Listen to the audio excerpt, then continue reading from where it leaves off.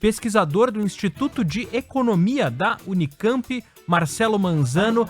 Marcelo, primeiro, muito obrigado por atender a Band News FM. Boa tarde, eu que agradeço, um abraço aí a todos e a todas.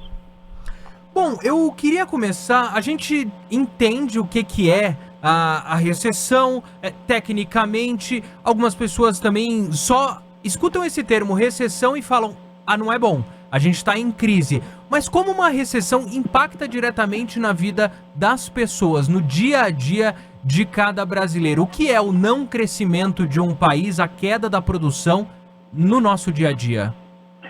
Pois tecnicamente uma recessão significa 2 trimestres seguidos de queda da produção, né?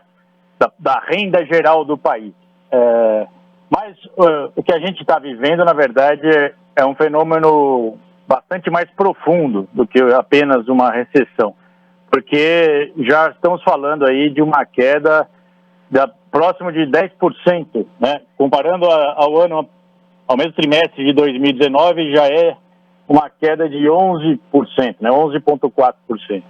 Então, isso é muito profundo, né? Como você bem assinalou, nós voltamos ao nível de produção e de renda de dezembro de 2009, né?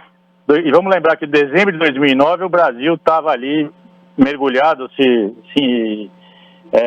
enfrentando os efeitos da crise de 2008, da crise financeira que veio dos Estados Unidos.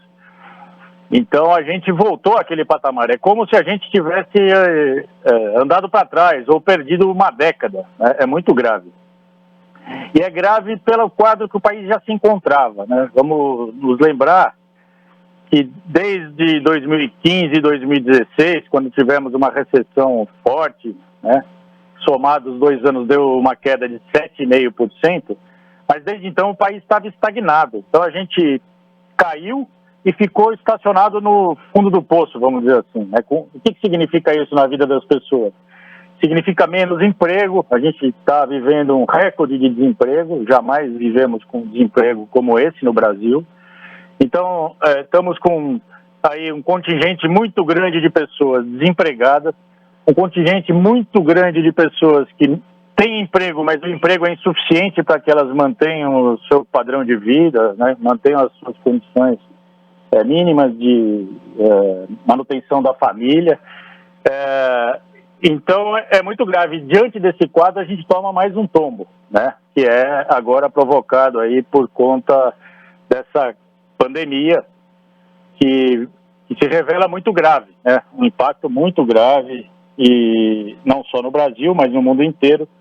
Mas o que a gente vê é que no Brasil também o quadro é bem mais grave do que se anunciava no início, né? As posições oficiais do governo era de que a crise seria menor. E a gente vê que não, não estamos fora da curva, né? Como se diz.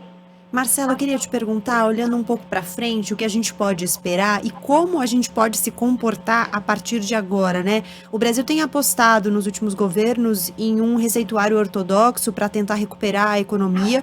Isso não tem funcionado efetivamente, a gente, óbvio, teve percalços aí no meio do caminho. Qual você acha que deve ser o papel do setor público nesse momento, numa tentativa de recuperação? É curioso até, né? Porque a gente falava no início da pandemia que, apesar de todos os países que defendem um receituário ortodoxo, apesar de todos os países, ou da maioria dos países, defender esse receituário no Ocidente, a gente teve no início da pandemia quase um sumiço aí, né, dessa defesa do receituário ortodoxo e um reconhecimento do papel importante do Estado na tentativa de dar suporte às perdas que viriam certamente. E na recuperação, no momento de recuperação, de tentativa de retomada, qual você acha que é o papel do setor público?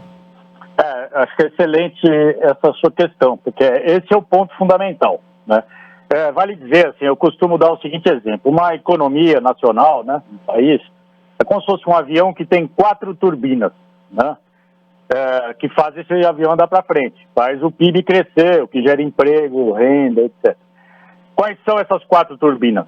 Uma delas é o consumo das famílias, a outra é o investimento das empresas, a outra é o comércio exterior, ou seja, o que a gente vende fora do país, para os outros países.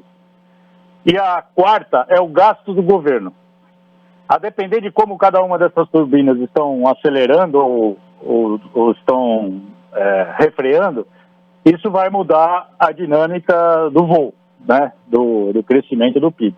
Ora, o que a gente está vivendo hoje?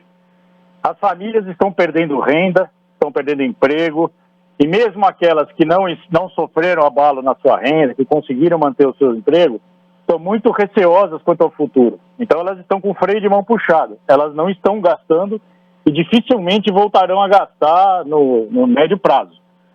Isso significa que essa turbina está pifando, ou está fora de combate nesse momento. A segunda turbina que eu disse, o investimento das empresas privadas, também está travado. Nenhuma empresa está sentindo confiança, tem expectativa de vendas para os próximos 6 meses, 1 ano, 2 anos. Então as empresas estão mais preocupadas ainda, mais travadas do que as famílias. O setor externo, a gente não tem muito o que fazer, não depende da nossa vontade. Isso depende da evolução da economia. Por sorte, a China está saindo rapidamente da crise e ela é a maior compradora dos nossos produtos primários. Então, por isso, a gente até nas exportações está conseguindo manter aí um fôlego. Mas isso não há muito que a gente possa fazer, né? Depende da China, depende dos outros países. Vamos torcer para que continue crescendo. O que nos resta fazer é o governo agir de forma que a gente chama anticíclica. Ou seja, se os outros motores estão apagando, cabe ao governo botar gasolina, turbinar os seus gastos para contrabalançar essa queda e manter o avião voando. Se o governo resolver pisar no freio, o que de forma técnica os economistas chamam de fazer um ajuste fiscal, aí que você derruba o avião, porque você pisa no freio com os gastos públicos, os demais setores não vão gastar e as exportações não têm como sustentar um país desse tamanho, elas representam muito pouco da nossa economia. O resultado disso será a prorrogação da crise.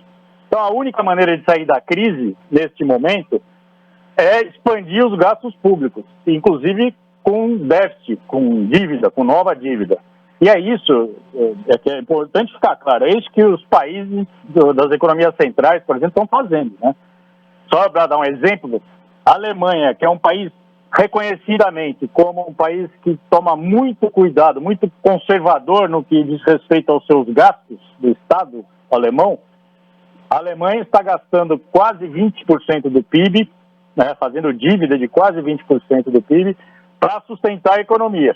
E a semana passada, o governo alemão, para você ter uma ideia da preocupação do governo com essa situação, de um partido de centro, não é um partido de esquerda nem de direita, é um partido de centro, o governo alemão adotou uma lei que ele vai garantir o salário de todas as pessoas na Alemanha, garantir 60% do salário, vai pagar para as empresas para que elas paguem para os trabalhadores 60% do valor do salário por um período de 2 anos, a partir de agora, setembro de 2020, ou seja, até setembro de 2022, o governo alemão está garantindo o pagamento do salário, com recursos públicos. Para ter uma ideia como estão fazendo esses países, a Inglaterra tem adotado medidas no mesmo sentido, vários países ao redor do mundo. Acho que o caso alemão é o mais emblemático, mas mostra a seriedade com que estão tratando esse tema. O Brasil, infelizmente, ainda anda muito titubeante. Então, eu não vejo uma saída muito fácil da economia brasileira nos próximos meses, né, para 2021. A depender do que tem sido anunciado pelo governo, continua-se fazendo a aposta no ajuste fiscal. Qual é a lógica do governo? Né? Já que tivemos que gastar muito em 2020, vamos poupar em 2021. Só que em 2021 a economia, as turbinas continuarão desligadas. Se o governo resolver pagar a conta, ele joga a economia no buraco. Então essa é a minha preocupação.